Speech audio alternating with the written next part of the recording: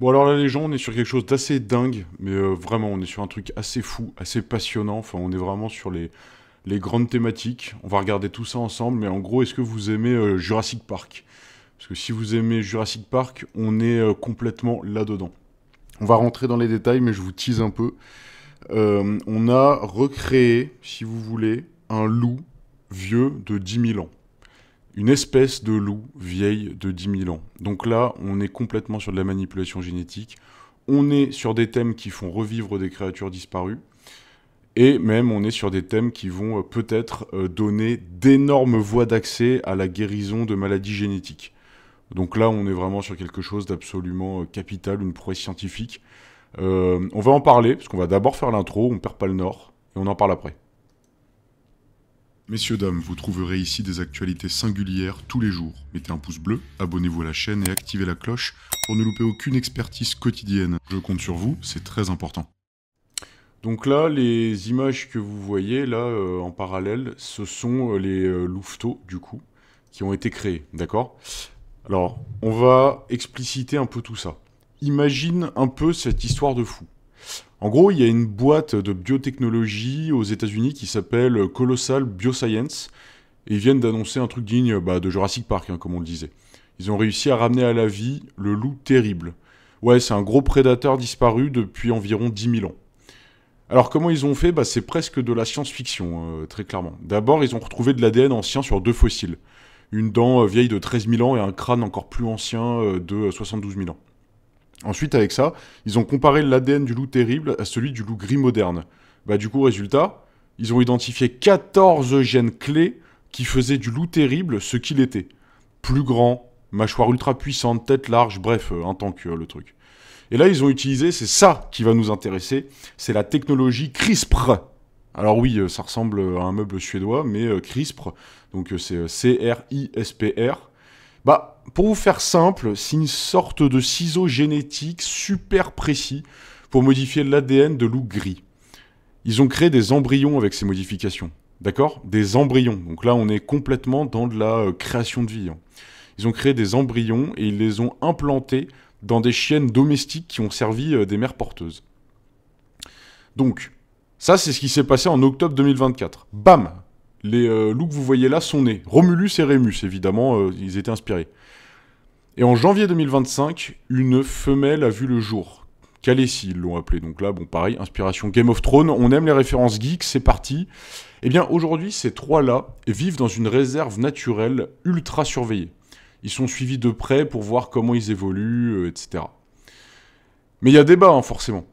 Parce que techniquement, ce ne sont pas des clones parfaits du loup terrible. Et c'est là où on est encore plus proche du film Jurassic Park, hein, qui, je vous le rappelle, même dans le film, c'est dit, ils ne créaient pas vraiment des dinosaures, mais ils essayent de modifier génétiquement en comblant les vides de séquences avec de l'ADN de grenouille, etc. Donc, ils disent même dans le film que ce ne sont pas vraiment des dinosaures, mais des créatures qui s'en rapprochent. Ils ont essayé de s'approcher de ça, mais ils ont comblé les vides avec de l'ADN un peu inventé, en partant du crapaud ou de la grenouille.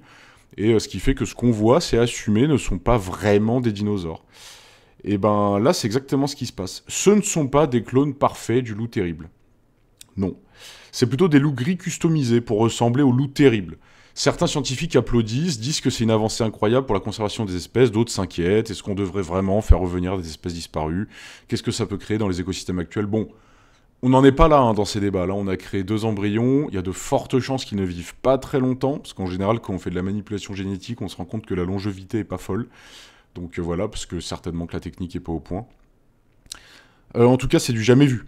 Et peut-être le début d'une ère où des animaux éteints pourraient peu à peu refaire surface. Enfin, on est sur quelque chose de fou et je vous parle même pas de la manipulation génétique en termes de guérison de maladies génétiques. On est sur quelque chose d'assez incroyable. Alors pour ceux que ça intéresse et qui sont toujours sur la vidéo, il faut qu'on regarde un petit peu c'est quoi la technologie CRISPR. Qu'est-ce qui a permis de faire ça? On va essayer de faire simple. Imagine que l'ADN c'est une longue phrase écrite, d'accord, avec les lettres ATCG pour ceux qui connaissent mieux. Parfois il y a une faute dans la phrase, une lettre en trop, une lettre qui manque ou juste une mauvaise lettre à un mauvais endroit. CRISPR, c'est l'outil qui permet de retrouver cette faute. Il la coupe avec précision et corrige le mot. En fait, CRISPR, voilà, c'est un système qui vient des bactéries. À la base, les bactéries s'en servent pour se défendre contre les virus. Elles gardent un morceau d'ADN du virus en mémoire, Et quand le virus revient, elles envoient une sorte de chien de garde. Donc c'est une protéine, voilà, qui est là, elle a un plan d'attaque, etc. C'est un petit guide génétique qui dit exactement où frapper. Et ben les scientifiques, ils ont fait quoi? Ils ont hacké ce système. En gros, ils ont modifié ce que la protéine était capable de détecter. D'accord? Donc, ils le reprogramment pour qu'il cible n'importe quel morceau d'ADN.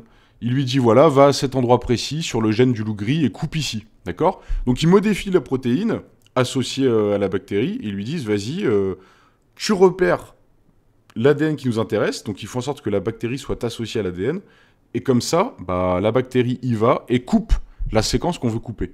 Et à partir de là, bah, on peut modifier les gènes d'un être vivant, avec une précision de chirurgien, et sans forcément passer par des générations d'élevage ou de croisement. C'est ce qu'ils ont utilisé pour transformer les loups gris en loups terribles, en réécrivant leur ADN pour leur donner les mêmes caractéristiques. C'est un truc de fou. Je vous le dis, c'est un truc de fou. Donc comment ils font, voilà, c'est la méthode. Et alors après, évidemment, en gros, ils séquencent eux-mêmes l'ADN, si vous voulez. Ils le séquencent eux-mêmes via ordinateur. Donc ça va associer toutes les protéines nécessaires pour faire la séquence qu'ils veulent, pour faire apparaître le gène désiré. Et à partir de là, ils l'emballent, pour faire simple, ils l'emballent, voilà, de manière protéinique, etc. Ils l'envoient dans la cellule, donc une cellule œuf, on peut imaginer. Et bah la cellule, dedans, bah il y a un ADN, l'ADN il est incomplet. Bah oui, puisqu'on vient d'en couper un bout. Donc la cellule, elle voit, hop, un brin d'ADN qu'on a créé nous-mêmes, mais elle voit un brin d'ADN, elle se dit, tiens, ça ressemble à ce que je cherche à remettre en place, tac, elle le prend, elle le met. C'est absolument fascinant. On est sur une découverte absolument incroyable. Donc évidemment, parce qu'on a l'esprit curieux, on va regarder un petit peu ce qu'en pense la plèbe. Alors qu'est-ce qu'on nous dit? C'est très bien, mais si on restaure, sauvegarde pas les écosystèmes qui les accueillent, ça sert pas à grand-chose. L'exemple même, c'est l'échec de leur introduction de grands tétras dans les Vosges. Oui, mais alors, ce qu'on peut répondre à ça, évidemment, c'est que ce type d'avancée scientifique va peut-être un jour permettre de mieux équilibrer les écosystèmes, de mieux guérir certaines maladies, même si les maladies font tristement, entre guillemets, partie de la nature, elles permettent la régulation, etc., eh bien, on va quand même peut-être pouvoir avoir une meilleure survivabilité, même pour les autres espèces qui nous entourent, et peut-être réaméliorer l'écosystème. Toute innovation scientifique permet de mieux comprendre notre réalité. Donc à partir de là, voilà, on peut voir les défauts, mais il faut aussi voir les innovations et ce qu'elles peuvent permettre.